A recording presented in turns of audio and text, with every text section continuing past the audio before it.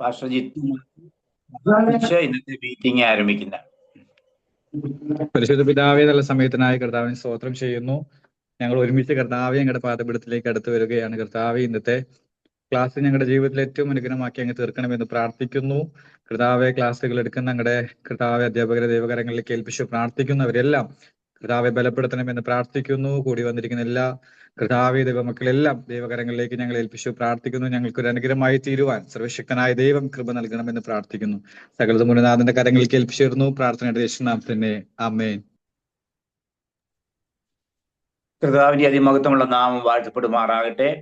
നമ്മുടെ ഈ ക്ലാസ്സിലേക്ക് കടന്നു വന്നിരിക്കുന്ന എല്ലാ പ്രിയപ്പെട്ടവർക്കും കർത്താവായ യേശുക്രിസ്തുവിന്റെ നാമത്തിലെ സ്നേഹവും വന്ദനവും അറിയിക്കുന്നു. പ്രത്യേകാൽ ഇന്നെ ക്ലാസ് എടുക്കുവാൻ നമ്മുടെ മധ്യത്തിൽ വന്നിരിക്കുന്ന ഡോക്ടർ തോമസ് വി തോമസ്, അദ്ദേഹത്തെ ചില വർഷങ്ങളായി വളരെ അടുത്ത് പരിചയമുണ്ട്. കർത്താവിന്റെ ദാസനെ നമുക്ക് ലഭിച്ചതിൽ വളരെ സന്തോഷമുണ്ട്. നമ്മൾ ഈ കോഴ്സ് ആരംഭിച്ച നാളുകൾ മുതൽ കർത്താവിന്റെ ദാസന സേവനം നമുക്കുണ്ടായിരുന്നു. ആളുകൾ വന്ന് ചേർന്നുകൊണ്ടിരിക്കുന്നേ ഉള്ളൂ. തോമസ് സാറാണെന്ന് അറിഞ്ഞ് കഴിഞ്ഞ ബാച്ചിൽ പഠിച്ച ചിലരും പങ്കെടുക്കാമെന്ന് പറഞ്ഞിട്ടുണ്ട്. വന്നുകൊണ്ടിരിക്കുന്നേ ഉള്ളൂ. സാറ് ക്ലാസ് ആരംഭിക്കുന്നതിന് മുൻപായി നമുക്കൊരു പാട്ട് കേൾക്കാം. അതിനായി സിസ്റ്റർ മോളി ജോയിയെ ക്ഷണിക്കുന്നു. Sister Molly Joy from Nilambur. ക്ലാസ്സിൽ വന്നിരിക്കുന്ന എല്ലാ പ്രിയപ്പെട്ടവർക്കും വിശേഷാൽ തോമസ് സാറ്, ജോസഫ് കാട്ട് സാർ, എല്ലാവർക്കും സന്ധ്യാവന്ദനങ്ങൾ അറിയിക്കുന്നു. ദൈവം നമ്മെ അനുഗ്രഹിക്കുമാറാകട്ടെ. Praise the Lord. ഏലിയാവിൻ ദൈവമേ, നീ എന്റെയും ദൈവം, ഏതു നേരത്തും എന്റെ കൂടെ വന്നിടും. ഏലിയാവിൻ ദൈവമേ, നീ എന്റെയും ദൈവം, ഏതു നേരത്തും എന്റെ കൂടെ വന്നിടും. ക്ഷാമമേറിയാലും ക്ഷീണമേറിയാലും ക്ഷേമമായിട്ടെന്നെ എന്നും പോറ്റിടും ദൈവം. ക്ഷാമമേറിയാലും ക്ഷീണമേറിയാലും ക്ഷേമമായിട്ടെന്നെ എന്നും പോറ്റിടും ദൈവം. കിരീത്തു തോട്ടിലെ വെള്ളം വറ്റിത്തീരുമ്പോൾ തിരഞ്ഞു വരുന്ന കാക്കയെ കാണാതിരിക്കുമ്പോൾ, കിരീത്തു തോട്ടിലെ വെള്ളം വറ്റിത്തീരുമ്പോൾ തിരഞ്ഞു വരുന്ന കാക്കയെ കാണാതിരിക്കുമ്പോൾ, സാരെഫാത്തിൻ സമൃദ്ധി തന്നു പോറ്റി പുലർത്തുന്ന ദൈവമേ, നിൻ കരുതലോർത്തു സ്തോത്രം ചെയ്യും ഞാൻ. സാരെഫാത്തിൻ സമൃദ്ധി തന്നു പോറ്റി പുലർത്തുന്ന ദൈവമേ, നിൻ കരുതലോർത്തു സ്തോത്രം ചെയ്യും ഞാൻ. ഏലിയാവിൻ ദൈവമേ, നീ എന്റെയും ദൈവം, ഏതു നേരത്തും എന്റെ കൂടെ വന്നിടും. ക്ഷാമമേറിയാലും ക്ഷീണമേറിയാലും ക്ഷേമമായിട്ടെന്നെ എന്നും പോറ്റിടും ദൈവം. ക്ഷാമമേറിയാലും ക്ഷീണമേറിയാലും ക്ഷേമമായിട്ടെന്നെ എന്നും പോറ്റിടും ദൈവം. പ്രതീക്ഷ വെച്ച സ്നേഹിതർ അകന്നു പോകുമ്പോൾ, ആശ്രയിച്ച വാതിലും അടഞ്ഞു പോകുമ്പോൾ, പ്രതീക്ഷ വെച്ച സ്നേഹിതർ അകന്നു പോകുമ്പോൾ, ആശ്രയിച്ച വാതിലും അടഞ്ഞു പോകുമ്പോൾ, വഴി തുറന്നു തന്ന ദൈവമേ, നിൻ സ്നേഹമോർത്തു സ്തോത്രം ചെയ്യും ഞാൻ.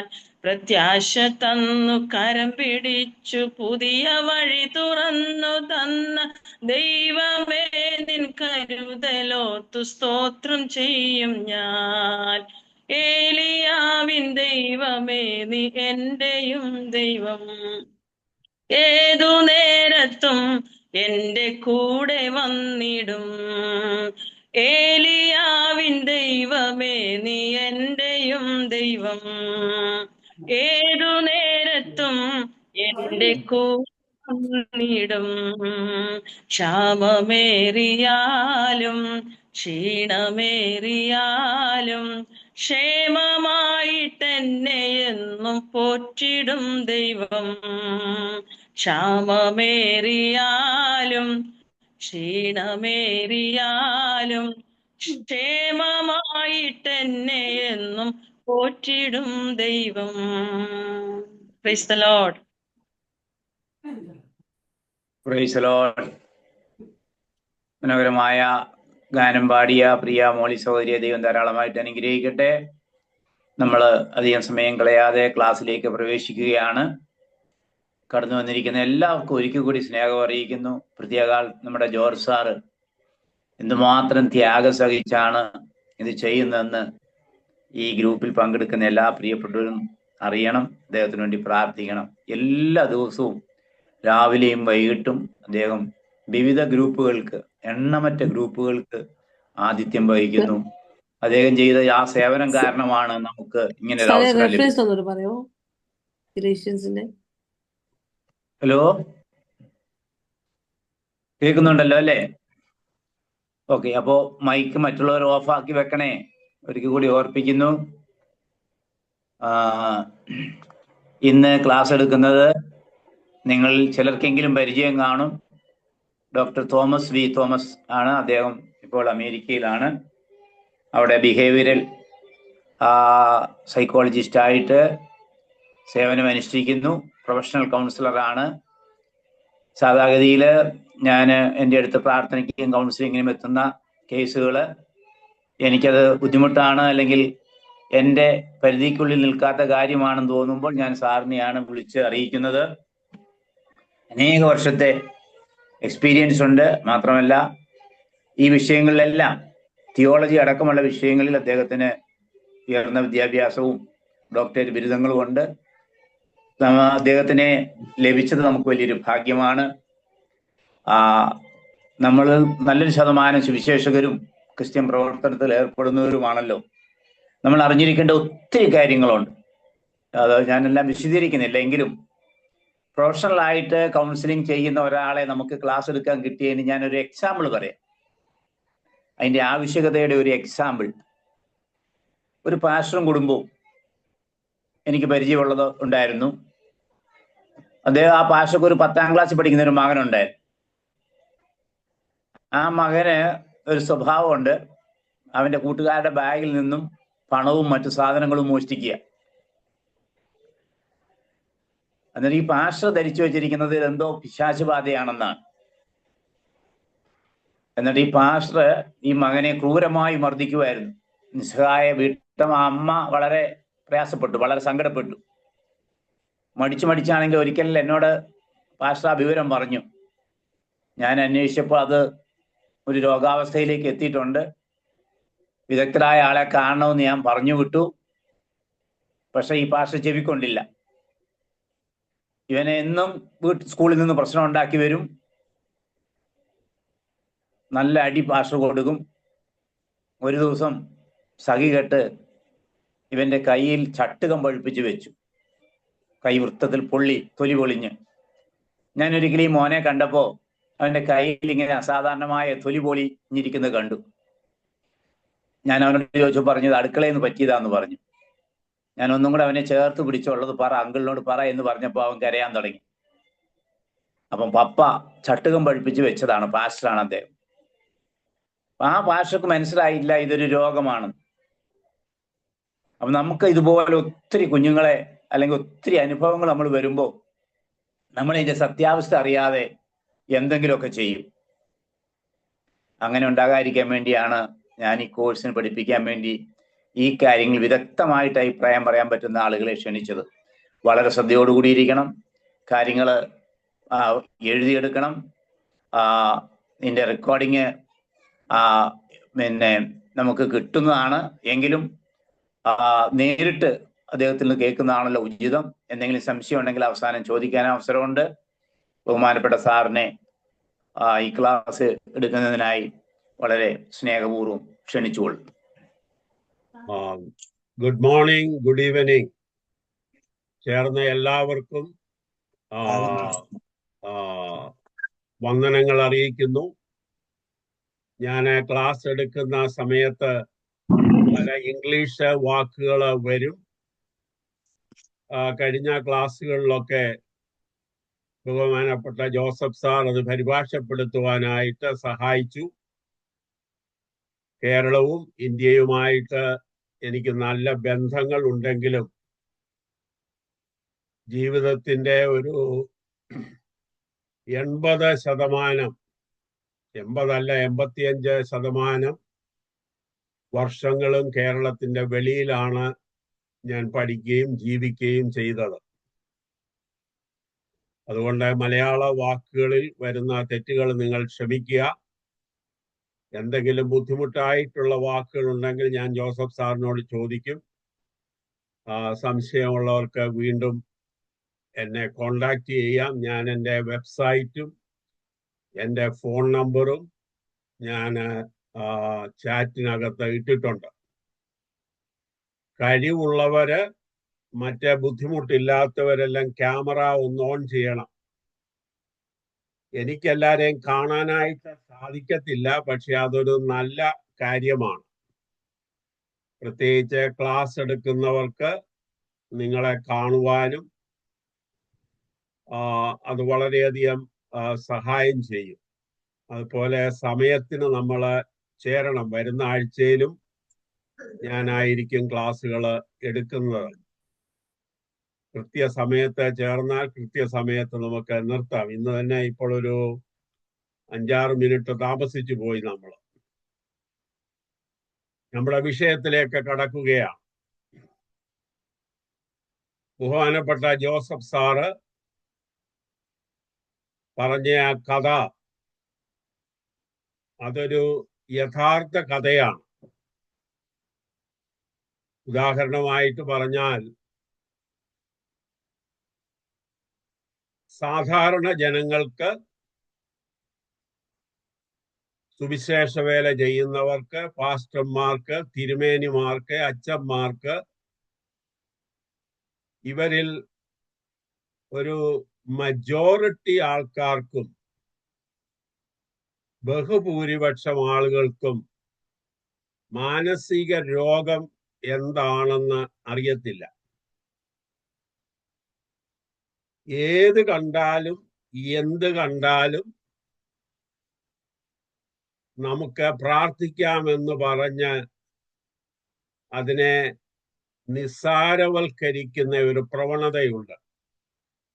നമ്മുടെ എല്ലാ വിഷയങ്ങളും ഈ 2 ക്ലാസ് കൊണ്ട് തീരുമെന്ന് എനിക്ക് തോന്നുന്നില്ല. ചിലപ്പോൾ ഒരു ക്ലാസ് കൂടെ എടുക്കേണ്ടതായിട്ട് വരും. ഇംഗ്ലീഷ് അറിയാവുന്നവരുണ്ടെങ്കിൽ ജോസഫ് സാറിനോട് ചോദിച്ചാൽ ഞാൻ ഈ വിഷയങ്ങളൊക്കെ വിശദമായിട്ട് കൈകാര്യം ചെയ്യുന്ന 1 വർഷത്തെ ഒരു കോഴ്സ് ഇപ്പോൾ നടന്നുകൊണ്ടിരിക്കുകയാണ്. ഇംഗ്ലീഷ് അറിയാവുന്നവർക്ക് അതിൽ കയറാം. ജോസഫ് സാറിനോടോ എന്നോടോ ചോദിച്ചാൽ അതിൻ്റെ ലിങ്ക് തരാം. ഇപ്പം 30 ക്ലാസ് കഴിഞ്ഞു. ഇനിയും 15 ക്ലാസ് കൂടെ ഉണ്ട്. ആളുകൾക്ക് താല്പര്യമുണ്ടെങ്കിൽ അതേ കോഴ്സ് തന്നെ മലയാളത്തിൽ ചെയ്യുവാനും ഞങ്ങൾക്ക് ആഗ്രഹമുണ്ട്. ആമുഖമായിട്ട് അത്രയും പറഞ്ഞതിന് ശേഷം ഞാൻ എൻ്റെ വിഷയത്തിലേക്ക് കടക്കുകയാണ്. നമ്മൾ ഇന്ന് ലോകത്തിൽ അനേക പ്രശ്നങ്ങൾ കാണാറുണ്ട്. ഇന്നത്തെ മനോരമ ന്യൂസിൽ കണ്ടു ഒരു ഭർത്താവ് ഭാര്യയെ കൊലപ്പെടുത്തിയതിന് ശേഷം റെക്കോർഡ് ഉണ്ടാക്കി. എന്തുകൊണ്ടാണ് അദ്ദേഹം അത് ചെയ്തത് എന്ന് പറഞ്ഞിട്ട് കേരളത്തിൽ നിങ്ങൾക്കറിയാം ധാരാളം ആത്മഹത്യകൾ നടക്കുന്നുണ്ട്. അനേക പ്രശ്നങ്ങൾ ഉണ്ടാകുന്നത് മാനസിക പ്രശ്നങ്ങൾ കൊണ്ടാണ്. എല്ലാമല്ല. തക്ക സമയത്ത് അവർക്ക് ചികിത്സ ലഭിച്ചിരുന്നു എങ്കിൽ, നല്ല കൗൺസിലിംഗ് ലഭിച്ചിരുന്നു എങ്കിൽ ഇതിൽ അനേകം മരണങ്ങൾ ഒഴിവാക്കാനായിട്ട് സാധിക്കും. കഴിഞ്ഞ ഏകദേശം 40 വർഷങ്ങളായിട്ട് ഈ രംഗത്ത് ഞാൻ പ്രവർത്തിക്കുകയാണ്. ധാരാളം സെമിനാറുകള്, ധാരാളം ബുക്കുകള്,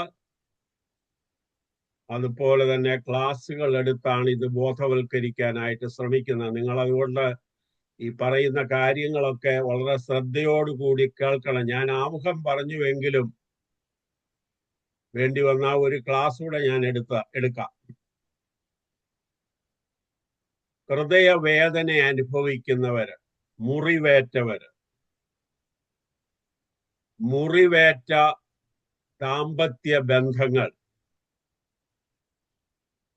മദ്യത്തിനും മയക്കുമരുന്നിനും അടിമയായ സമൂഹം,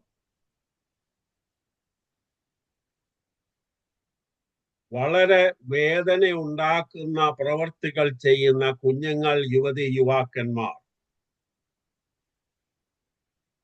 അവിശ്വസ്തരായിട്ടുള്ള ധാരാളം വ്യക്തികൾ, വാഗ്ദത്തങ്ങൾ നിർവഹിക്കാതെ ബുദ്ധിമുട്ടുണ്ടാക്കുന്ന അനേക വ്യക്തികൾ,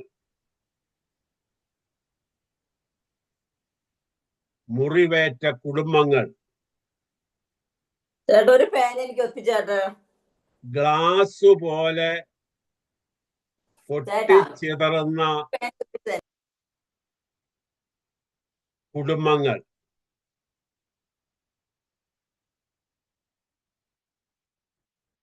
അവിശ്വസ്തത വർദ്ധിച്ചു വരികന്ന സാഹചര്യങ്ങൾ, ഇതിന്റെ എല്ലാം നടുവിൽ ആണ് ഞാനും നിങ്ങളും ജീവിക്കുന്നത്. നിങ്ങൾ എല്ലാവരും പ്രസംഗിക്കാൻ വളരെ മിടുക്കരാണ് എന്നെനിക്കറിയാം.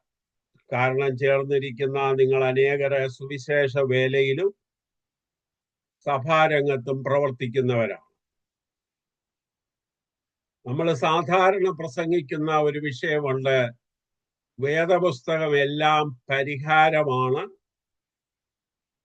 എല്ലാ പ്രശ്നങ്ങൾക്കും യേശുവിൽ പരിഹാരമുണ്ട് എന്നൊക്കെ നമ്മൾ പറയാറുണ്ട്. അതിൽ തെറ്റൊന്നുമില്ല. വേദപുസ്തകം ഒരു ആത്മീയ പുസ്തകമാണ്.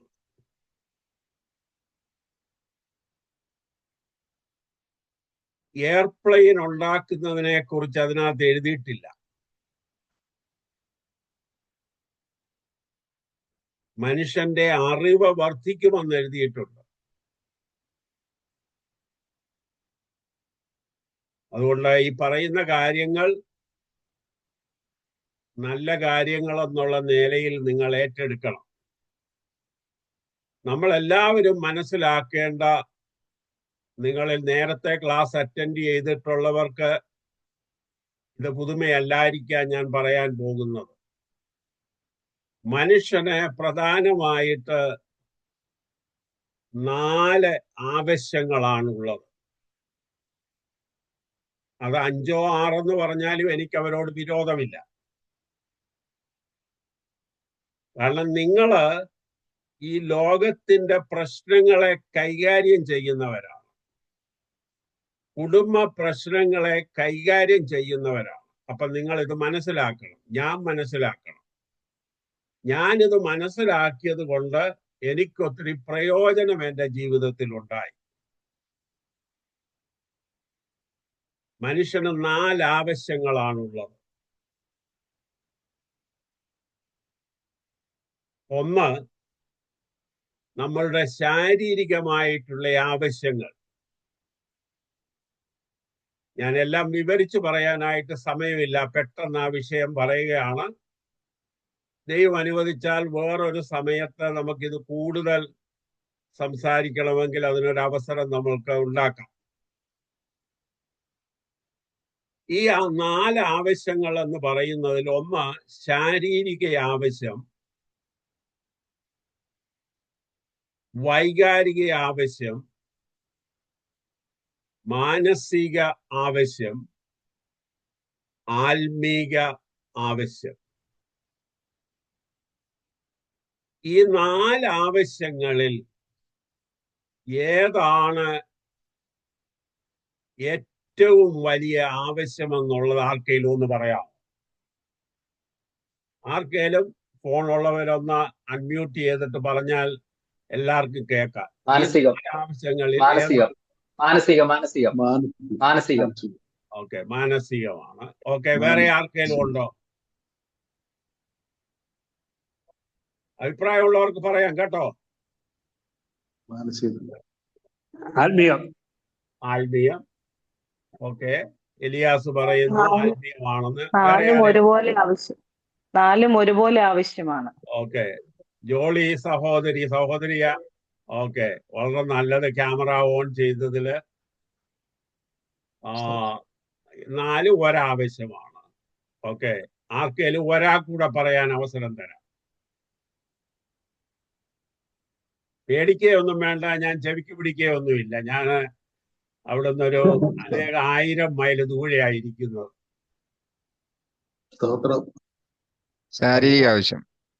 ശാരീരിക ആവശ്യമാണെന്ന് ഫ്രെഡി പറയുന്നു. ഇനി ആർക്കേലും ഉണ്ടോ? ഇത് തന്നെയാ കുഴപ്പം. ഈ പ്രശ്നങ്ങളുടെ എല്ലാം കാരണവും ഏകദേശം ഇത് തന്നെയാണ്. കാരണം നിങ്ങൾ ഏകദേശം ഒരേ പ്രവർത്തനം ചെയ്യുന്നവര്, നിങ്ങൾക്ക് ഇതിനകത്ത് ഐക്യമില്ല.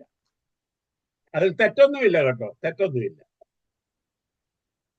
അപ്പൊ ഇനിയും ഞാൻ ഓരോന്നിനെ കുറിച്ച് പറഞ്ഞതിന് ശേഷം വീണ്ടും ഞാൻ ചോദ്യങ്ങൾ ചോദിക്കും. ഞാൻ അതുകൊണ്ട് പറഞ്ഞതുകൊണ്ട് ഇപ്പൊ 1-2 ക്ലാസ് എന്നുള്ള, ഞാൻ വളരെ തിരക്കുള്ള വ്യക്തിയാണ്. എങ്കിലും ഒരു എക്സ്ട്രാ ക്ലാസ് എടുത്താലും ഇത് പറയുന്നത് നല്ലപോലെ പഠിപ്പിക്കണമെന്ന് എനിക്ക് ആഗ്രഹമുണ്ട്. നമ്മളുടെ ശരീര ആവശ്യങ്ങളിൽ പെടുന്ന ഒന്നാണ് വായു. വായു ഇല്ലാതെ നമ്മൾക്ക് ജീവിക്കാൻ ഒക്കത്തില്ല. ശുദ്ധവായു, ഓക്സിജൻ. വെള്ളം വളരെ ആവശ്യമാണ്.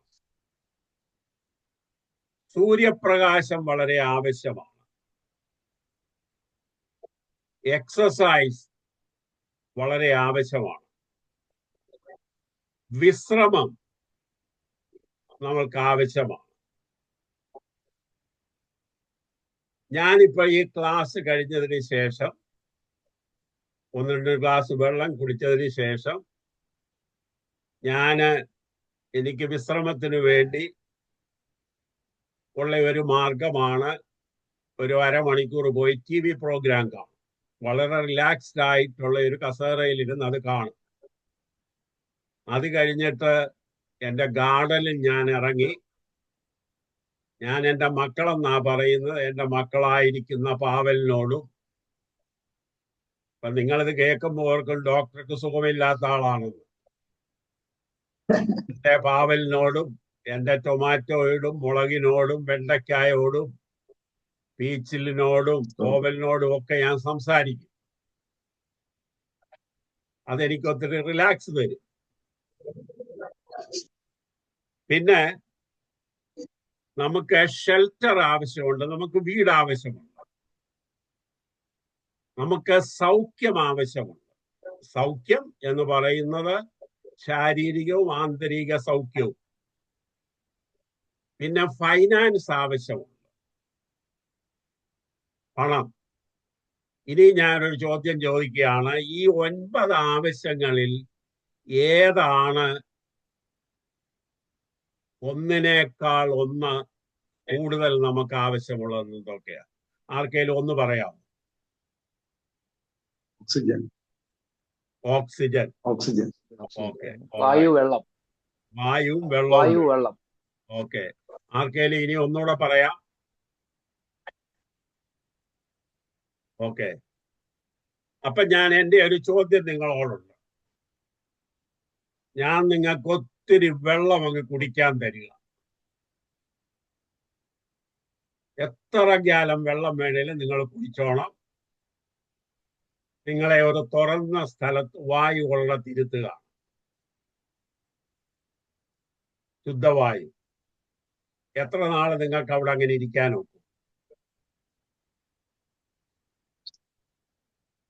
സന്യാസത്തിൽ പോകുന്ന കാര്യമല്ല ഞാൻ പറഞ്ഞത്. ഒരു 1-2 ദിവസമൊക്കെ കഴിയുമ്പം പറയും ഈ പരിപാടി നിർത്തിയിട്ട് നമുക്ക് എന്തോ ചെയ്യണം, വേറെ പരിപാടിക്ക് പോകണമെന്ന് പറയും. ഇല്ലയോ? ഓക്കെ. വേറൊന്നാണ് വൈകാരിക ആവശ്യങ്ങൾ. നമുക്ക് സുരക്ഷിതത്വം ആവശ്യമുണ്ട്. നമ്മൾക്ക് കമ്പാനിയൻഷിപ്പ് ആവശ്യമുണ്ട്. കമ്പാനിയൻഷിപ്പ് എന്ന് പറഞ്ഞാൽ സ്ത്രീയും പുരുഷനും, ഭാര്യയും ഭർത്താവും, കൂട്ടുകാരനും കൂട്ടുകാരത്തികളും. കാരണം നമ്മളൊരു സമൂഹ ജീവികളാണ്. അതുകൊണ്ടാണ് കല്യാണം പോലും കഴിക്കുന്നത്. അതുപോലെ തന്നെ നമുക്ക് സ്വയമായിട്ട് തന്നെ ഒരു സെൽഫ് ഫുൾഫിൽമെന്റ്, ഒരു പര്യാപ്തത വരുന്ന അവസ്ഥ നമുക്കുണ്ടാകണം. എൻ്റെ കഴിവുകള് ഞാൻ ഉപയോഗിച്ചു എന്ന് എനിക്ക് തന്നെ ഒരു ബോധ്യമുണ്ടാകണം. ഇപ്പൊ നല്ല പാട്ട് പാടാൻ കഴിവുള്ള വ്യക്തി, നമ്മളെ നല്ല കഥ പറയാനുള്ള വ്യക്തിക്ക് അതിന് അവസരം കൊടുത്തില്ലെങ്കിൽ അവന് നിരാശയായിരിക്കും. അപ്പൊ നമുക്കതൊരു ഫീലിംഗ് ഉണ്ടാകും. അത് നമ്മുടെ വൈകാരികമായിട്ടുള്ള ഒരു ആവശ്യമാണ്. അതുപോലെ അഫെക്ഷൻ,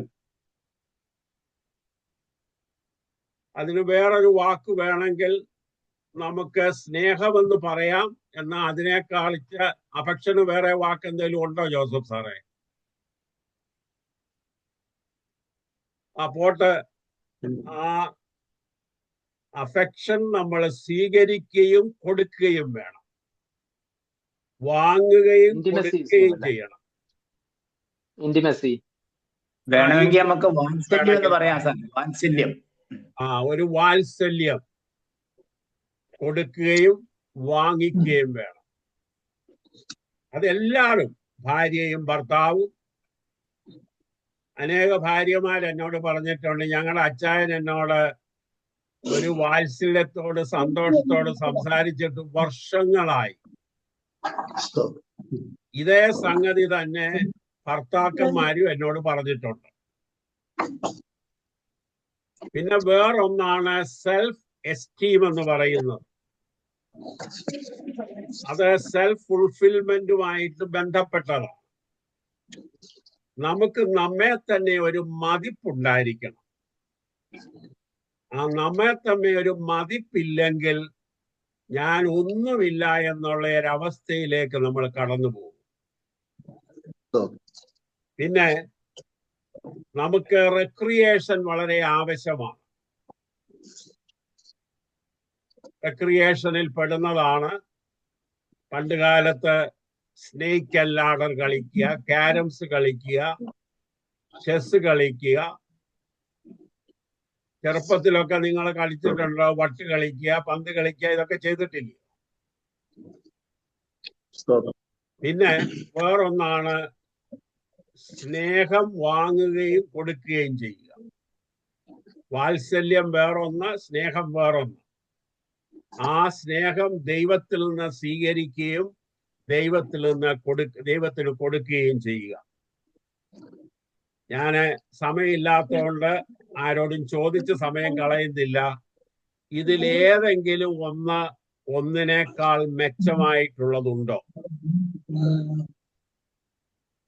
മൂന്നാമത്തെ ആവശ്യമാണ് മാനസിക ആവശ്യങ്ങൾ എന്ന് പറയുന്നത്. ആരോ ഫോൺ ഓൺ ചെയ്തിട്ടുണ്ടെങ്കിൽ ഒന്ന് നിർത്തണേ, ശബ്ദം കേൾക്കാം. ഫോണ് മ്യൂട്ട് ചെയ്യുന്നത് നല്ലതായിരിക്കും, കാരണം അല്ലെ നിങ്ങൾ പറയുന്നതൊക്കെ റെക്കോർഡിലായി പോകും. മാനസിക ആവശ്യങ്ങളിൽ പെടുന്ന ഒന്നാണ് അറിവ് നേടുക. നിങ്ങൾ എന്തിനാണ് ഈ ക്ലാസ്സിൽ അറ്റൻഡ് ചെയ്യുന്നത്? എൻ്റെ അഭിപ്രായത്തിൽ അറിവ് നേടാനാണ്. നമ്മുടെ ലൈഫിന് ആവശ്യമായിട്ടുള്ള സത്യങ്ങളെ ഗ്രഹിക്കുക. അടുത്തത് അണ്ടർസ്റ്റാൻഡിങ്. നമ്മൾ സാധാരണ പറയുന്ന ഒരു വാക്കുണ്ടല്ലോ, അവൻ അറിവുണ്ടെങ്കിലും വിവരമില്ലെന്നുള്ളത്. അറിവുള്ളവർ ധാരാളം ഈ ലോകത്തിലുണ്ട്, പക്ഷെ വിവരക്കേടുള്ളവരും ധാരാളം. അപ്പൊ അറിവുണ്ടെങ്കിലും വിവരമില്ലെങ്കിൽ വളരെ ബുദ്ധിമുട്ടാണ്.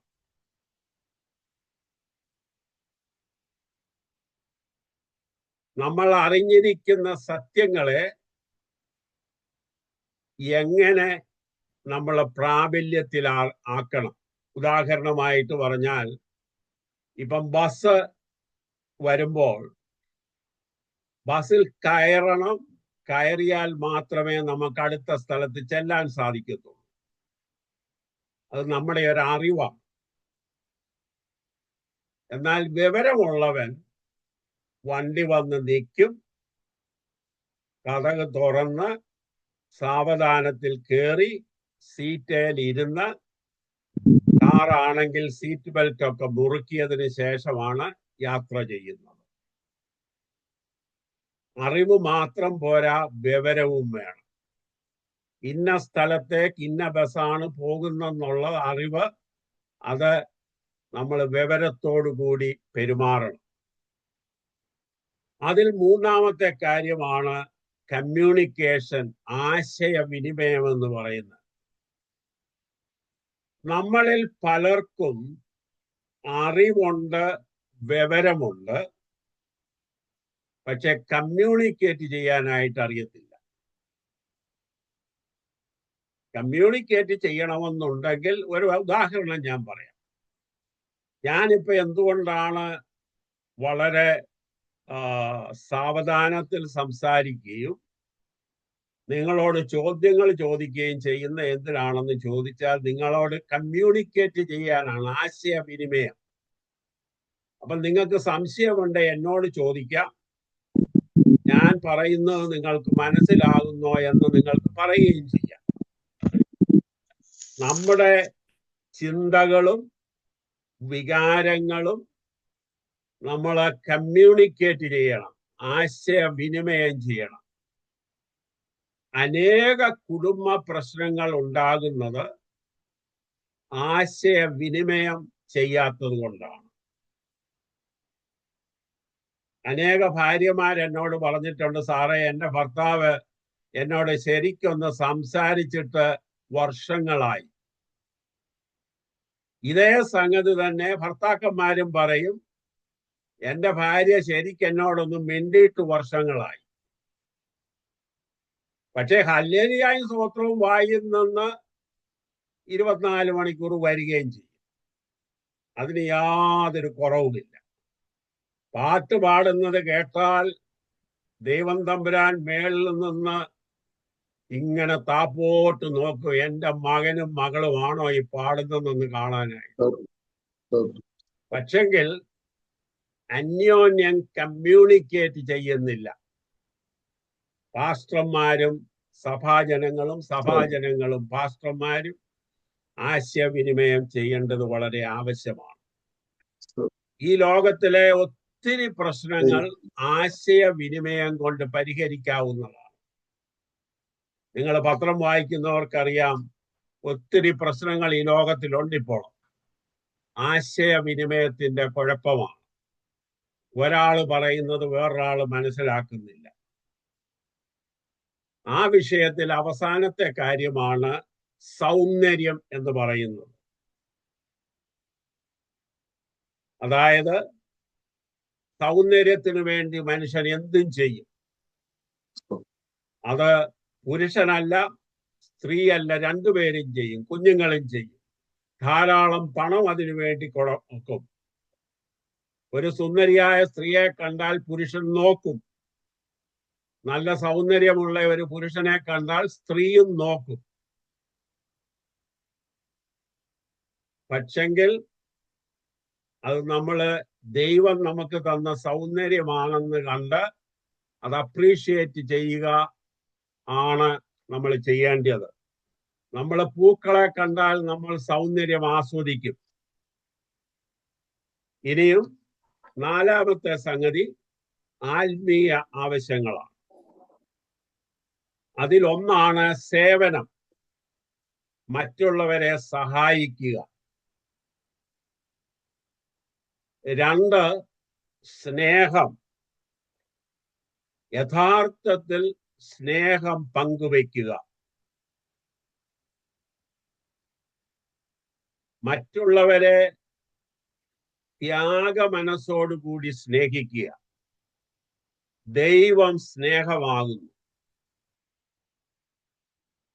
തന്റെ ഏകജാതനായ പുത്രനെ ലോകത്തിന് തരുവാൻ തക്കവണ്ണം ദൈവം ലോകത്തെ സ്നേഹിച്ചു.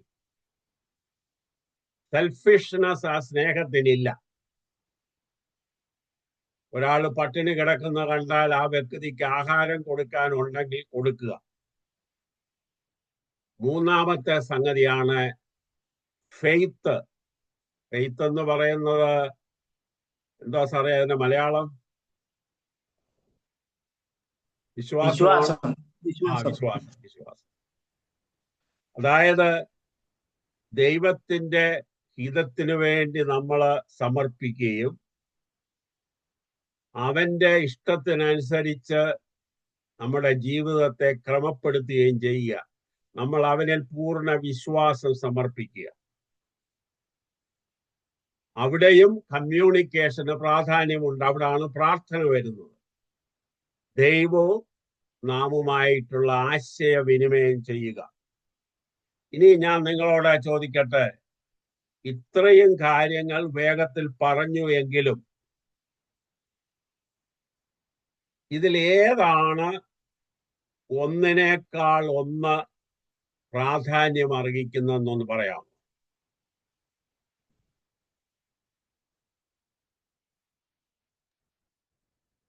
സ്നേഹമാണ്.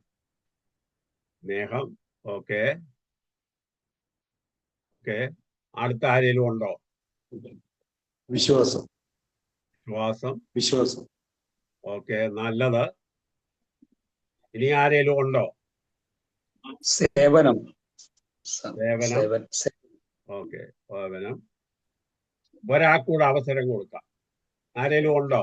എല്ലാ വിഷയങ്ങളും എല്ലാ കാര്യങ്ങളും ഒരുപോലെ കൊണ്ടുപോകണം. അതിൽ മെന്റൽ ഹെൽത്ത് കുറച്ചുകൂടെ പ്രയോറിറ്റി കൊടുക്കണം. ഓക്കെ, മെന്റൽ ഹെൽത്ത് ഉണ്ടെങ്കിൽ ബാക്കി എല്ലാം ഒക്കത്തുള്ളൂ. അതാരാ? റെനി മോസസ് ആണോ പറയുന്നത്? അതെ. ക്ലാസിന്റെ കാര്യം വിട്ടുപോയ അത് ഓഫ് ചെയ്യട്ടെ. ദയവ് ചെയ്ത് ഫോൺ ഒന്ന് മ്യൂട്ട് ചെയ്യണേ പ്ലീസ്. കാരണം നിങ്ങൾ പറയുന്നതെല്ലാം വല്ല റെക്കോർഡ് ചെയ്യും. ഓക്കെ, നിങ്ങൾ പറഞ്ഞതൊക്കെ നല്ല കാര്യങ്ങളാണ്. എനിക്ക് യാതൊരു വിരോധവുമില്ല. പക്ഷേ ഞാൻ അതിന്റെ മറുവശം കൂടെ പറയാം. നിങ്ങൾക്ക് സേവനം ചെയ്യണമെങ്കിലും ശുദ്ധവായുവും പണവും ആവശ്യമാണല്ലോ, വേണ്ടായോ? വിശ്വാസം ഉണ്ടെങ്കിലും ആഹാരം കഴിക്കാതെ കാര്യം നടക്കുകയല്ലോ. മെന്റൽ ഹെൽത്ത് വളരെ ആവശ്യമാണെങ്കിലും ആത്മീയവും ആവശ്യമാണ്. ഞാൻ ചുരുക്കത്തിൽ പറഞ്ഞാൽ ഈ എല്ലാ കാര്യങ്ങളും നമ്മൾക്ക് ആവശ്യമാണ്. ഒന്നിനേക്കാൾ മെച്ചമല്ല. ആത്മീകം വേണം, ഭൗതികം വേണം, വൈകാരികം വേണം, മാനസികമായിട്ടുള്ള കാര്യങ്ങൾ വേണം. അനേക കുടുംബങ്ങൾ തകരുന്നതിന്റെ കാരണം ഒന്നിനുമേൽ ഒന്നായിട്ട് പ്രാധാന്യം കൊടുക്കുന്നത് കൊണ്ടാണ്. പ്രാർത്ഥിക്കാൻ സമയം വേണം, പാട്ട് പാടാൻ സമയം വേണം, ആരാധനയ്ക്ക് സമയം വേണം, സേവനം ചെയ്യാൻ സമയം വേണം, ഭാര്യയും ഭർത്താവും കൂടെ സംസാരിക്കാൻ സമയം വേണം, കുഞ്ഞുങ്ങളുടെ കാര്യം നോക്കാൻ സമയം വേണം. അതുകൊണ്ട് ഇതിൽ നിന്ന് നമ്മൾ എടുക്കേണ്ട ഒരു പാഠം, അടുത്ത വിഷയത്തിലേക്ക് കടക്കുന്നതിന് മുമ്പ്, ഈ ക്ലാസ് കഴിഞ്ഞിട്ട് നിങ്ങൾ സ്വയമായിട്ടൊരു ചോദ്യം നിങ്ങളോട് ചോദിക്കണം. ഞാനൊരു ബാലൻസ്ഡ് ലൈഫാണ് നയിക്കുന്നെന്നുള്ളത്. ഞാൻ ബാലൻസ്ഡ് ലൈഫാണോ നയിക്കുന്നെന്നുള്ളത്. എനിക്കറിയാവുന്ന ഒരു സഭയുണ്ട്, തിങ്കൾ മുതൽ വെള്ളിയാഴ്ച വരെ ഉപവാസ പ്രാർത്ഥനയാണ്. ഒരാഴ്ചയല്ല, അനേക ആഴ്ചകൾ. അതൊരു സ്ഥിരം പരിപാടിയാണ്. പിന്നെ ഇവർക്ക് ജോലി ചെയ്യാൻ എപ്പോഴാണ് സമയം കിട്ടുന്നത്? അപ്പൊ അങ്ങനെയൊക്കെയുള്ള വിഷയങ്ങൾ നമ്മൾ വളരെ ഗൗരവത്തോട് കാണണം. ഇനിയും നമ്മുടെ വിഷയത്തിലേക്ക് കടക്കുകയാണ്. ഈ മൈൻഡ് എന്ന് പറയുന്ന സംഗതിയെ കുറിച്ചാണ് അടുത്ത് ഞാൻ സംസാരിക്കാനായിട്ട് പോകുന്നത്. പിന്നെ സമയം കിട്ടാ കൗൺസിലിങ്ങിനെ കുറിച്ച് സംസാരിക്കാം. ഈ മൈൻഡ് എന്ന് പറയുന്ന അവയവം, അവസ്ഥ, അതെവിടായിരിക്കുന്നത്? ആർക്കേലും ഒന്ന് പറയാം. ബ്രെയിനകത്തായിരിക്കുന്നത്. ശരി, ഓക്കെ. വേറെ ആർക്കേലും അഭിപ്രായമുണ്ടോ? കാരണം നിങ്ങളൊക്കെ അനേക പ്രസംഗങ്ങൾ ചെയ്തിട്ടുള്ള ആളാണല്ലോ. വല്ല ഘോരമായിട്ട് കൺവെൻഷനിലൊക്കെ പ്രസംഗിക്കുകയോ മനസ്സ് പുതുക്കി രൂപാന്തരപ്പെടുവീനെന്നൊക്കെ പറയത്തില്ല. ഹാർട്ടിനകത്തായി ബ്രെയിനിന്റെ അകത്തൊരു ഓർഗനായിട്ടല്ല ഇരിക്കുന്നത്. അതൊരു കെമിക്കൽ പ്രോസസ് ആണ്. മൈൻഡ് എന്ന് പറയുന്നത് ബ്രെയിനിന്റെ ഒരു കെമിക്കൽ പ്രോസസ് ആണ്. ഓർഗനായിട്ടല്ല. അത് കാണാൻ സാധിക്കും? ഇല്ല. Okay, it's a chemical process. Okay, alright. അപ്പം ഒരാള് ബ്രെയിനിൽ പറയുന്നു, ഒരാൾ അത് പറയുന്നു കെമിക്കൽ പ്രോസസ് ആണെന്ന്, ഒരാൾ പറയുന്നു ഹൃദയത്തിലാണെന്ന് പറയുന്നു. പിന്നെ ഇനി ആർക്കെങ്കിലും അഭിപ്രായമുണ്ടോ? കാരണം നിങ്ങൾ ഈ മൈൻഡ് എന്നുള്ള വാക്ക് സ്ഥിരം ഉപയോഗിക്കുന്നവരാണ്. എല്ലാ ചർച്ചിലും ഉപയോഗിക്കും, ഇല്ലയോ? മനസ്സ് പുതുക്കി രൂപാന്തരപ്പെടാൻ പറയത്തില്ലയോ?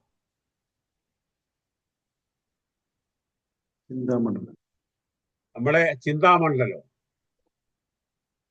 അതെവിടാ സാറേ ഇരിക്കുന്നത്? അത് ബ്രെയിനിൽ തന്നെയാണ്. ഓക്കെ. ഇനി ആർക്കെങ്കിലും ഉണ്ടെങ്കിൽ ഒന്നുകൂടെ പറയാം. ആർക്കെങ്കിലും ഒരാൾക്കൂടെ അഭിപ്രായം പറയാം കേട്ടോ. നിങ്ങളിത് പഠിക്കണം, അതുകൊണ്ടാണ് ഞാൻ പറയുന്നത്. ഇത് പഠിച്ചാൽ വളരെ പ്രയോജനം ചെയ്യും.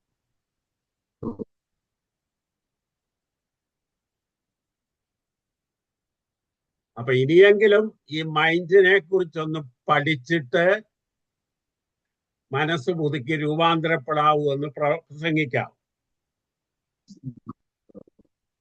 അപ്പൊ നിങ്ങളോർക്കും ഈ സാറിന്റെ ക്ലാസ് കേട്ടിട്ട് നമ്മുടെ പ്രസംഗത്തിന് മുടക്കം വന്നു എന്നുള്ളത്. കുഴപ്പമില്ല, അറിഞ്ഞ് നിങ്ങൾ പ്രസംഗിക്കണം.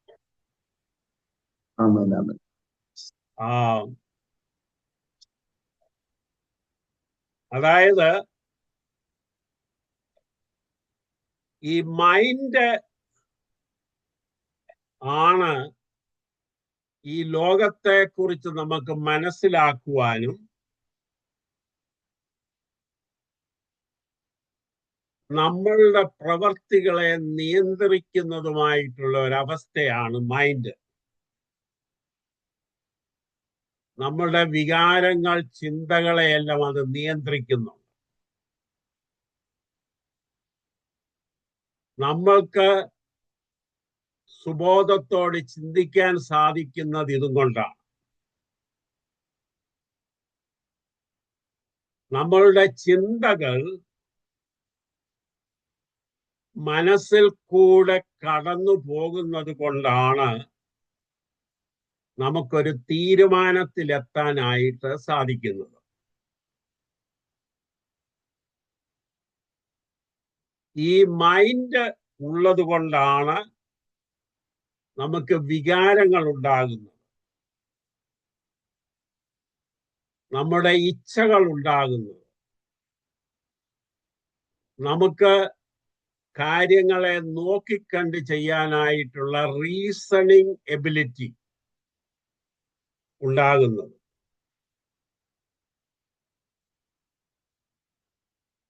അതുകൊണ്ട് ഇൻ സമ്മറി എനിക്കത് പറയുവാനായിട്ടുള്ളത്, ഈ മൈൻഡ് എന്ന് പറയുന്ന ഒരു അവസ്ഥ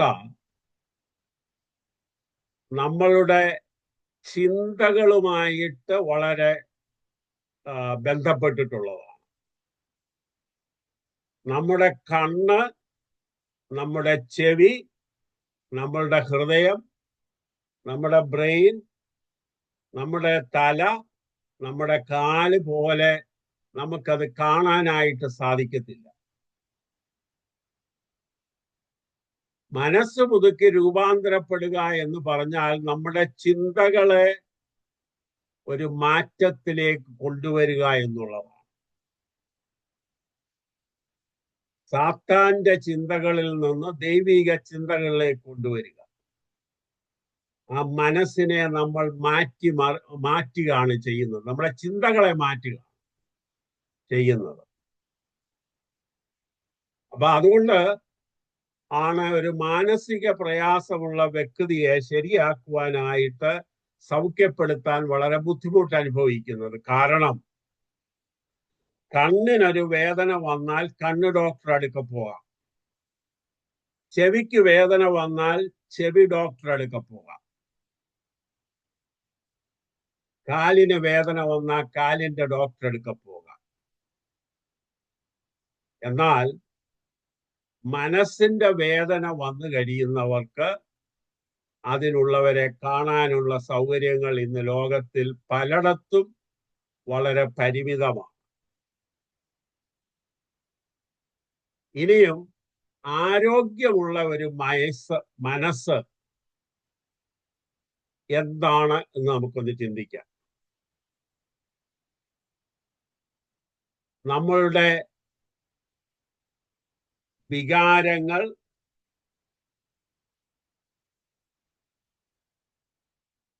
നമ്മളുടെ ചിന്തകൾ, നമ്മളുടെ സാമൂഹ്യ ബന്ധങ്ങൾ, ഇതുമായിട്ട് ബന്ധപ്പെട്ടതാണ് നമ്മുടെ ചിന്തകൾ. നമ്മൾക്ക് നല്ല മനസ്സുണ്ടെങ്കിൽ, ആരോഗ്യമുണ്ടെങ്കിൽ മാത്രമേ, മനസ്സിന്റെ ആരോഗ്യമുണ്ടെങ്കിൽ മാത്രമേ നമുക്ക് നല്ലതുപോലെ ചിന്തിക്കാനായിട്ട് സാധിക്കത്തുള്ളൂ. നമ്മൾക്ക് മറ്റുള്ളവരെ മനസ്സിലാക്കാനായിട്ട് സാധിക്കത്തുള്ളൂ. ഒരു ഉദാഹരണം ഇപ്പോഴൊന്ന് പറഞ്ഞിട്ട് അത് വീണ്ടും നമ്മൾ വരുന്ന ആഴ്ചയോ അതിന്റെ പിന്നത്തെ ആഴ്ചയോ സംസാരിക്കാം. ഈ സ്വയം എന്ന് ചിന്തിക്കുന്ന നർസിസ്റ്റിക് പേഴ്സണാലിറ്റി എന്ന് പറയുന്ന ഒരു മാനസിക പ്രയാസമുണ്ട്, മാനസിക അവസ്ഥയുണ്ട്, നർസിസം. അവരെപ്പോഴും സ്വയം എന്നുള്ള ചിന്തയാണ്. ഞാനല്ലാതെ ഈ ലോകത്തിൽ വേറെ ആരുമില്ല. നർസിസമുള്ള ഒത്തിരി പേര് ആത്മീയ രംഗത്ത് സ്റ്റേജ് തകർക്കുന്നവർ ധാരാളം പേരുണ്ട്. ഞാൻ അവരെ കുറിച്ച് പറയുന്നത്, അവരുടെ പ്രസംഗം കേട്ടാൽ മേശയും കസേരയും മൈക്കും വരെ രക്ഷിക്കപ്പെടും.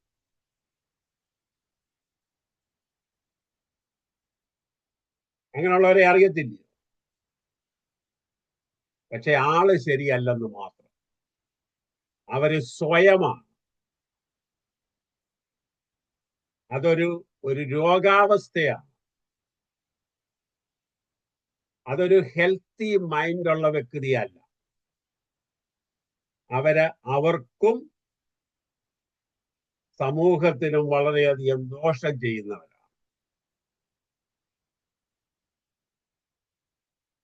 അതാണ് ഹെൽത്തി മൈൻഡുള്ള വ്യക്തികൾ. അവരുടെ ചിന്ത ശരിക്കായിരിക്കും, അവരുടെ ഫീലിംഗ് ശരിയായിരിക്കും, അവര് മറ്റുള്ളവരോടുള്ള സഹകരണം ശരിയായിട്ടിരിക്കും. എന്നാൽ കൺഫ്യൂസ്ഡ് ആയിട്ടുള്ള, വേണമെങ്കിൽ നമുക്കതിന് ജോസഫ് സാറെ വികല ചിന്താഗതി എന്ന് പറയാമല്ലോ. വികലമായിട്ടുള്ള, കൺഫ്യൂസ്ഡ് ആയിട്ടുള്ള മൈൻഡ് ഉള്ളവരുണ്ട് ധാരാളം.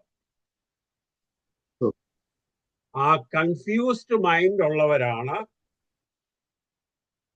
ആൽക്കഹോളിന്റെയും ഡ്രഗിന്റെയും പുറകെ പോകുന്നത്. ആ കൺഫ്യൂസ്ഡ് മൈൻഡ് ഉള്ളവരാണ് കൊലപാതകത്തിലേക്ക് പോകുന്നത്. ഉദാഹരണമായിട്ട് പെട്ടെന്നുള്ള ഒരു കൊലപാതകമാണെങ്കിൽ പോലും അവരുടെ മനസ്സ് അന്നേരം ചാഞ്ചാടുക. പിന്നെ ശാരീരികമായിട്ട് വൈകല്യം വന്നവർക്കും ഇങ്ങനെയുള്ള കൺഫ്യൂസ്ഡ് മൈൻഡ് ഉണ്ടാകാം. തലക്കിടി കിട്ടിയവർ, അല്ലെങ്കിൽ ചതവേറ്റവർ, അല്ലെങ്കിൽ നല്ല പനിയുള്ളവർ, അല്ലെങ്കിൽ ഓർമ്മക്കുറവുള്ളവർ, ഇപ്പൊ ഡിമെൻഷ്യ എന്നുള്ള രോഗമൊക്കെ ഉള്ളവര്, സ്ട്രോക്ക് വന്നവര്, ഇൻഫെക്ഷൻ ഉള്ളവര്, ഉറക്കമില്ലാത്തവര്,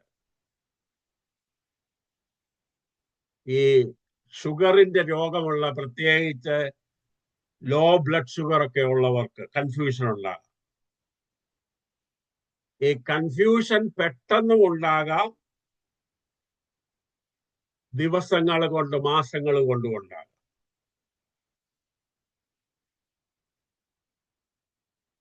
ഇങ്ങനെയുള്ള ചില വ്യക്തികൾക്കാണ് ഭയമുണ്ടാകുന്നത്, ഫിയർ, ആൻസൈറ്റി ഉണ്ടാകുന്നത്. ഹാലുസിനേഷൻ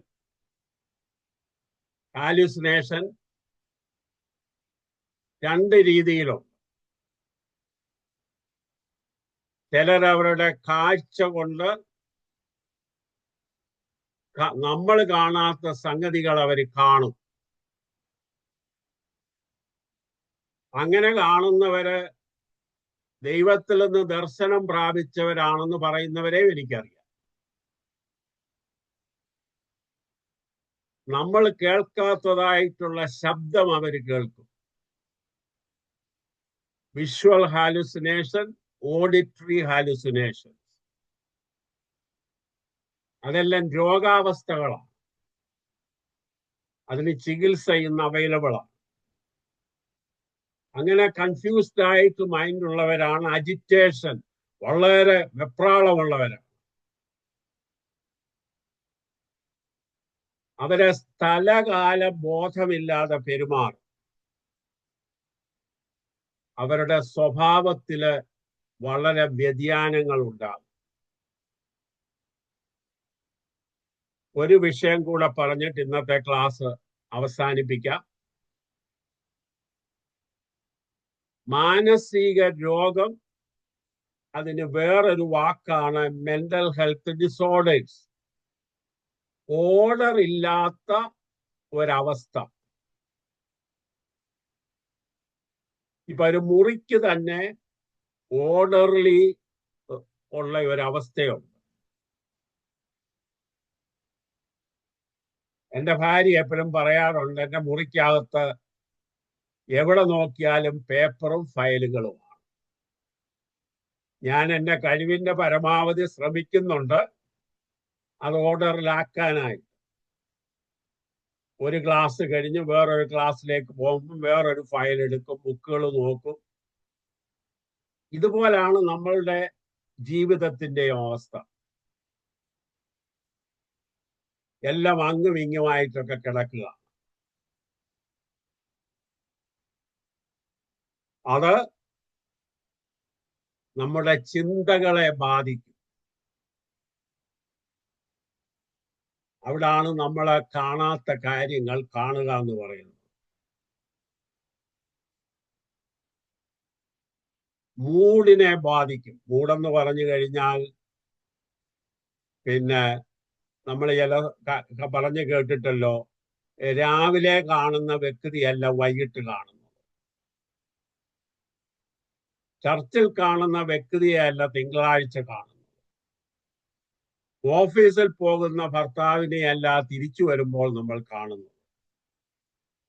നമുക്ക് രോഗമുണ്ടെങ്കിൽ അങ്ങനെ സംഭവിക്കാം, അവർക്ക് രോഗമുണ്ടെങ്കിലും സംഭവിക്കാം. സ്കിസോഫീനിയ എന്ന് പറയുന്ന രോഗം അതുപോലെയുള്ള ഒന്നാണ്. നമുക്ക് പിന്നെ സമയമുണ്ടെങ്കിൽ അതിനെക്കുറിച്ചൊക്കെ സ്റ്റഡി ചെയ്യാം. ആഹാരം കഴിക്കുന്നതിൽ വളരെ വൈകൃതമുള്ളവരുണ്ട്, ഈറ്റിംഗ് ഡിസോർഡേഴ്സ്. എന്ത് കിട്ടിയാലും വാരിക്കഴിക്കും, ഒരു ബാലൻസും അവർ നോക്കത്തില്ല.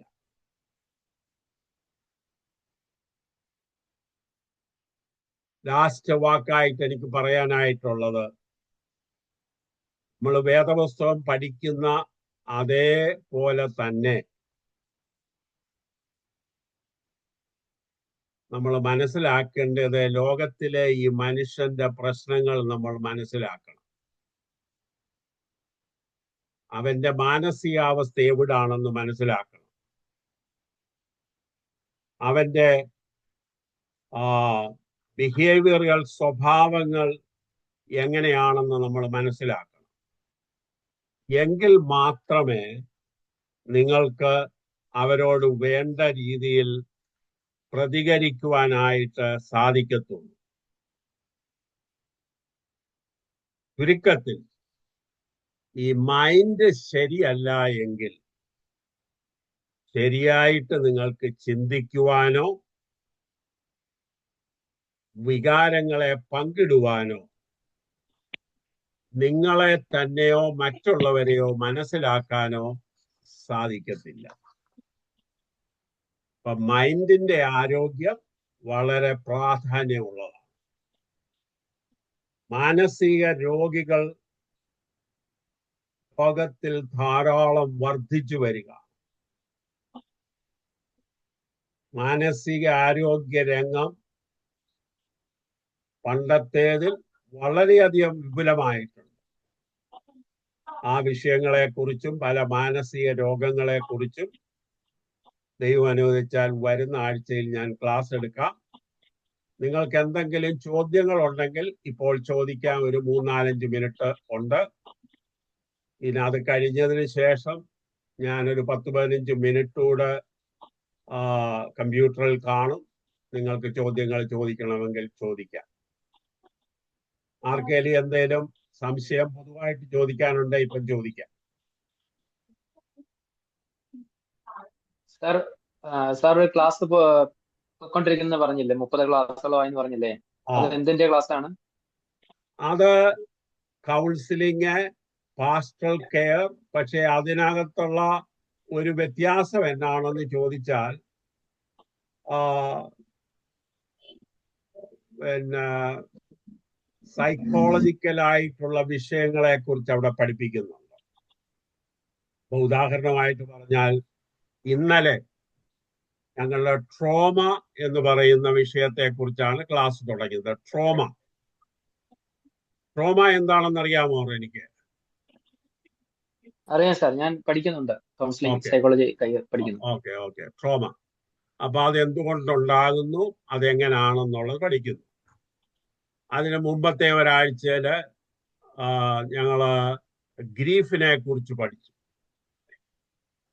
ഗ്രീഫ് എങ്ങനെയാണ് ഹാൻഡിൽ ചെയ്യുന്നത്, അത് നിങ്ങളൊക്കെ പഠിക്കണം. എന്നാന്നറിയാമോ, നമ്മളുടെ ശവസംസ്കാര ശുശ്രൂഷയിലൊക്കെ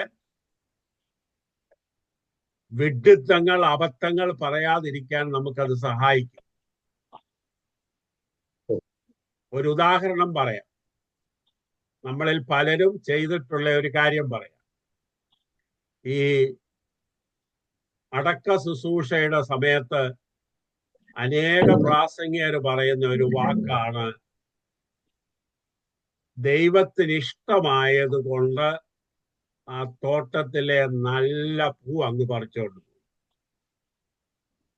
എനിക്ക് അങ്ങനെ പറയാനുള്ളവരോടൊരു അപേക്ഷയുണ്ട്, ദേവിയെ ഇത് നാളെ മുതൽ അത് പറയല്ല. എന്താണെന്നറിയാമോ? വേറെ ഒത്തിരി കാര്യങ്ങൾ നമുക്ക് പറയാം. ഭാര്യയെ നഷ്ടപ്പെട്ട, ഭർത്താവ് നഷ്ടപ്പെട്ട മനുഷ്യന്റെ മുമ്പിലാണ് ഇത് അവതരിപ്പിക്കുന്നത്. നിങ്ങളുടെ ഉദ്ദേശം ശരിയാണ്, പക്ഷെ ആ കേൾക്കുന്നവൻ അത് അത്ര ശരിയായിട്ട് തോന്നത്തില്ല. അപ്പൊ അങ്ങനെ ഇംഗ്ലീഷ് അറിയാവുന്ന ആരെങ്കിലും ഉണ്ടെങ്കിൽ ആ ക്ലാസ്സിനെ ജോയിൻ ചെയ്യാം. 45 സെഷൻ ആണുള്ളത്, ഇംഗ്ലീഷിലാണ്. ഇപ്പൊ 30 ആയില്ലേ? ഇപ്പൊ 30 ആയി. എന്റെ ക്ലാസ്സുകളൊക്കെ അത് കുഴപ്പമില്ല. അപ്പം ഡിപ്ലോമ ലഭിക്കുകയില്ലെന്നുള്ളതേ ഉള്ളൂ. പക്ഷെങ്കിൽ നിങ്ങൾക്ക് അറിവ് ലഭിക്കാൻ അത് വളരെ നല്ലതാണ്. അപ്പൊ ഈ 15 സെക്ഷനോടെ കഴിഞ്ഞാൽ റീസ്റ്റാർട്ട് ചെയ്യുമോ? അത് തീരുമാനിച്ചിട്ടില്ല, സാധ്യതയുണ്ട്. സാർ എന്തായാലും ക്ലാസ്സിൽ കയറിക്കോളാം സാർ, അതോടെ കണ്ടിന്യൂ ചെയ്യാൻ നല്ലതായിരിക്കും. ഓക്കെ ക്ലാസ്സിൽ കയറാം. അന്നേരം നമുക്ക് തീരുമാനിക്കാം. ഏതായാലും ഒരു 10 ക്ലാസ് കൂടെ കഴിഞ്ഞിട്ട് ഞാൻ തീരുമാനിക്കും കണ്ടിന്യൂ ചെയ്യുമോ ഇല്ലയോ എന്നുള്ളത്. ഞങ്ങൾ ആ വിഷയം പഠിച്ചുകൊണ്ടിരിക്കുന്നു, ബെനിഫിറ്റ് ആയിരിക്കും. വളരെ എഡ്യൂക്കേറ്റഡ് ആയിട്ടുള്ളവരൊക്കെ ധാരാളം പേര് അതിൽ ജോയിൻ ചെയ്യുന്നുണ്ട് കേട്ടോ. പല രാജ്യങ്ങളിൽ നിന്നുള്ളവരും ജോയിൻ ചെയ്യുന്നുണ്ട്. അതായത് അമേരിക്കയിൽ നിന്നുള്ളവരുണ്ട്, ആഫ്രിക്കയിൽ നിന്നുള്ളവരുണ്ട്, ഇന്ത്യൻസ് ആയിട്ടുള്ളവരുണ്ട്, ഓസ്ട്രേലിയയിൽ നിന്നുണ്ട്, പാസ്റ്റർമാരുണ്ട്, ഡോക്ടർമാരുണ്ട്. അത് നിങ്ങൾക്ക് ചേരാൻ താല്പര്യമുണ്ടെങ്കിൽ ജോയിൻ ചെയ്യാം. ഓക്കെ, ആർക്കെങ്കിലും ഇനി എന്തെങ്കിലും ചോദ്യങ്ങളുണ്ടോ?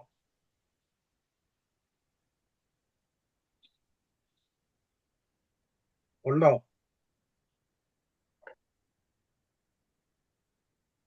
സോളും മൈൻഡും ഡിഫറെന്റ് ആണോ? അത് നമ്മൾ വരുന്ന ആഴ്ച അതിനെ കുറിച്ച് ഞാൻ പറയുന്നതായിരിക്കും. സോളും മൈൻഡും. ഓക്കെ, ഇതൊക്കെ ജോളി, ഇതൊക്കെ വലിയ സബ്ജക്റ്റുകളാണ്.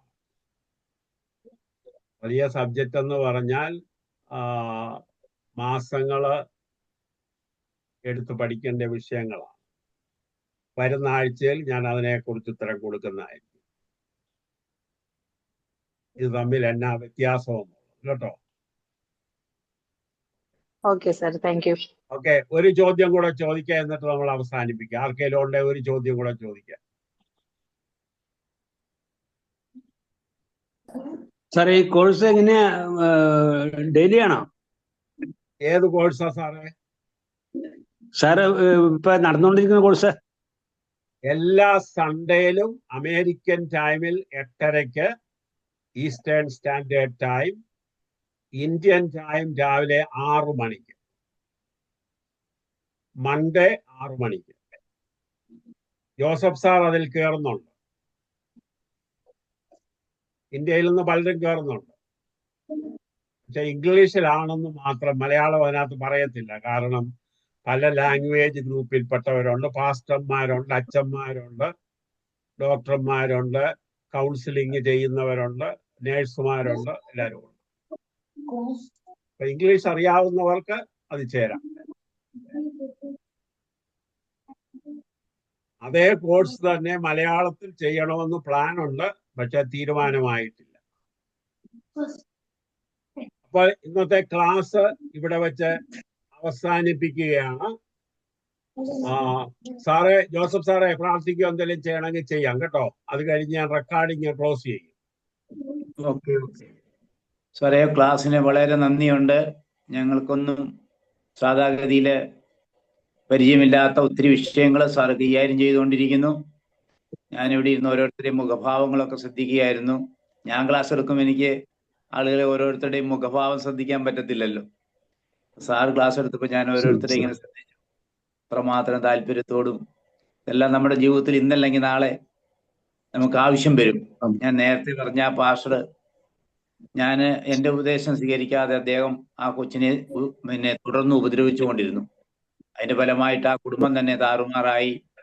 താനെ ശുശ്രൂഷ മതിയാക്കി ഇപ്പൊ താന് മറ്റു ജോലികൾക്കൊക്കെ പോവുകയാണ്.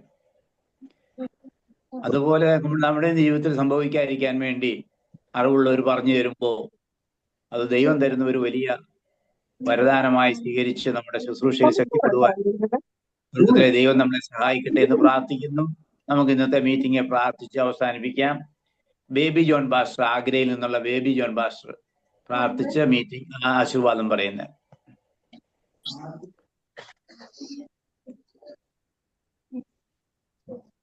Baby John pastor, Agra.